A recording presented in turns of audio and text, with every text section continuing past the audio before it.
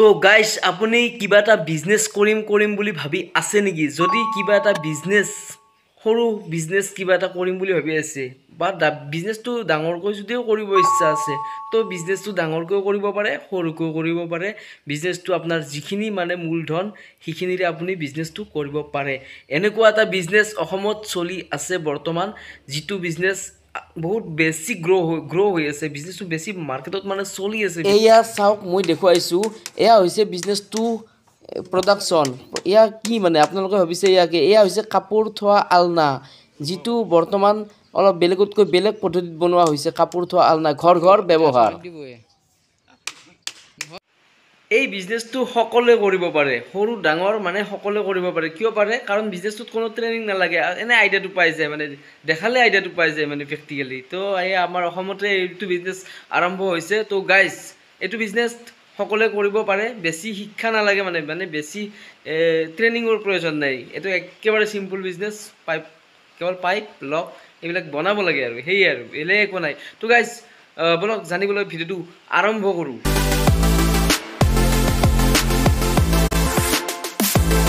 তো welcome to my YouTube channel Banjit vlogs. তো guys মই যাবলৈ ওলাইছোঁ, ডাইৰেক্ট গৈ দেখুৱাম আপোনালোকক। ভিডিঅ'টো শেষলৈ চাব বুলি আশা কৰিলোঁ। আৰু মই ফাইনেলি আহি পালোঁ। এয়া চাওক, প্লাষ্টিকৰ আলনা বনাই আছে, প্লাষ্টিকৰ পাইপৰ যিটো আলনা বনাইছে। এয়া চাওক, পাৰ্চ মানে পাইপৰে, মানে যিটো আমাৰ যিবিলাক কণাবিলাকত মাৰা হয়। তো ইয়াতে মানে ইণ্টাৰেষ্টিং কথা এইটোৱে যে ইয়াতে বিশেষ বেলেগ ধৰণৰ কোনো পাৰ্চ নালাগে। ইয়াতে কেৱল পাৰ্চ বুলি ক'লে পাইপ লাগে, এনেকুৱা পাইপ লাগে।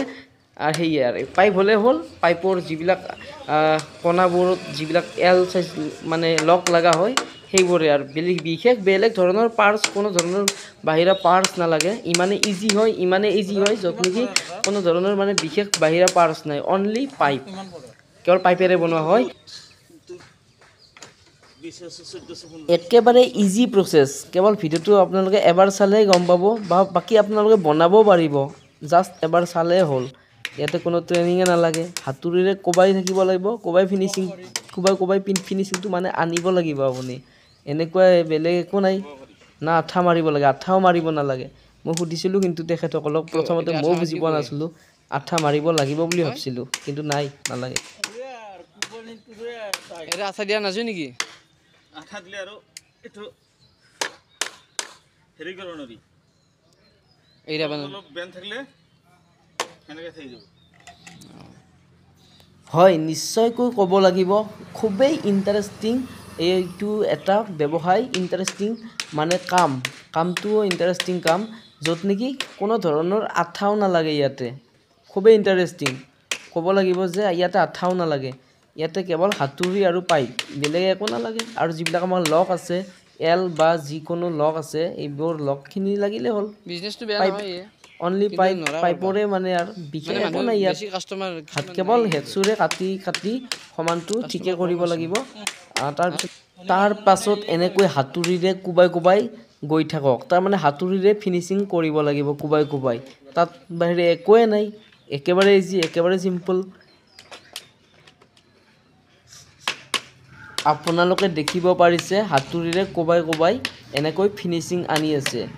এনেকৈয়ে প্ৰস্তুত হ'ব প্লাষ্টিকৰ আলনা।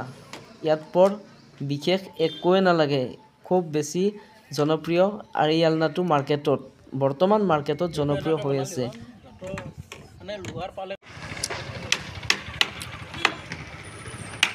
এইফালে আমাৰ মনি চাই আছে।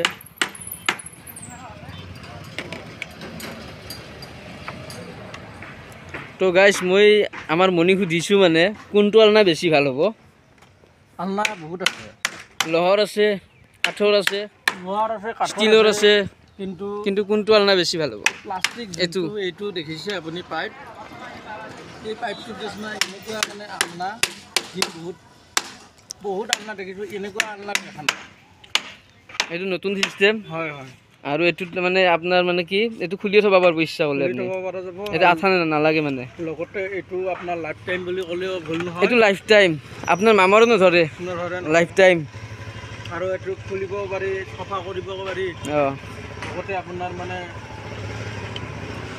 এইটো মানে মালটো বহুত মোটা আছেতো, এই পাইপটো বহুত মোটা আছে, এইটো।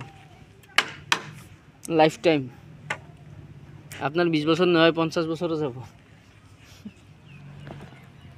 যাব না 50 বছর যাব নিশ্চয় যাব কিমান বছৰ লাষ্টিং হয় তো গাইজ আপোনালোকে কমেণ্ট কৰি জনাবচোন যিহেতুকে ফাৰ্ষ্ট টাইম নতুনকৈ আহিছে তো মাৰ্কেটত চৰ্চা লং লাষ্টিং বুলি যিহেতুকে প্লাষ্টিকৰ পাইপ হয় তো গাইজ ফাইনেলি মই দেখুৱাবলৈ সক্ষম হৈছোঁ আপোনালোকক এয়া চাওক ফাইনেলি সম্পূৰ্ণ হৈ উঠিছে প্লাষ্টিকৰ পাইপৰ আলনাখন এইখন আলনা যিখন আলনাই মাৰ্কেটত চৰ্চা জনপ্ৰিয় লাভ কৰিবলৈ সক্ষম হৈছিলে এইখনেই হৈছে আলনা যদি আপুনি এই বিজনেছটো কৰিম বুলি ভাবি আছে তে আপুনি কৰিব পাৰে নিজৰ অঞ্চলত বা নিজৰ এৰিয়াত আপুনি কৰিব পাৰে এই বিজনেছটো মাৰ্কেটত খুব চলিছে তো গাইজ আপোনালোকে যদি ইণ্টাৰেষ্টেড হয় মই কৈছোঁ যদি ইণ্টাৰেষ্টেড হয় আপোনালোকে কৰিব পাৰে আৰু ইণ্টাৰেষ্ট নহ'লে কিন্তু আপুনি কোনো ব্যৱসায়তে আপুনি সফল হ'ব নোৱাৰিব তো ইণ্টাৰেষ্টৰ ওপৰতহে নিজৰ কৰ্ম ঠিক আছে তো গাইজ যদি ভিডিঅ'টো ভাল লাগে লাইক এণ্ড ছাবস্ক্ৰাইব শ্বেয়াৰ কৰিব যিসকলে নতুনকৈ আহিছে ছাবস্ক্ৰাইবটো কৰিব ভিডিঅ' আহি আছে নতুন তো গাইজ আৰু ভিডিঅ'টো শ্বেয়াৰ কৰিবচোন গাইজ শ্বেয়াৰ কৰিব